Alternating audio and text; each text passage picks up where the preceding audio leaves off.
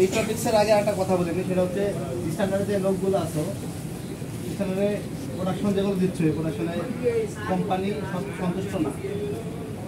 সারাদিন মেশিন গুতায় মনে করো যে 7-8 প্রোডাকশন মানে নিয়ে পারে। যদি প্রোডাকশন বাড়াইতে পারো তো চাকরি করবা, না কাজ করে চলে যাবে। যদি মনে করো 5.5% না দিতে পারো, তোমার টাকার দরকার নেই, আমারও টাকার দরকার। ঠিক আছে, তোমাকে বহুত হ্যান্ডলিক সমস্যা, কাপড় থাকে না। যদি কাপড় না থাকে সেটা হচ্ছে অন্য কথা, কিন্তু কাপড় আছে ভরপুর, প্রোডাকশন হয় নেই, ওই অপারেটার চেহারা দিয়ে আমার লাভ নেই, ওই বালের অপারেটার দিয়ে সাইনবোর্ড দেওয়া তোমার লাভ নেই, এমনকি আমার থাকার দরকার নেই। ডাইরেক্ট কথা, ঠিক আছে। কোম্পানি বহুত সুযোগ দিয়েছে আমাদের সবাইকে, বহুত আমরা সুবিধা গ্রহণ করছি, কিন্তু এখন কোম্পানিতে হলে পিঠ থেকে গেছে। এগুলো পিঠ সবারই ঠেকা রাখতে হবে, যাতে মনে করো পিছনে ফিরার জায়গা নেই, সামনে থেকে আমার কাজ করতে হবে, এটা মাথায় রাখতে হবে।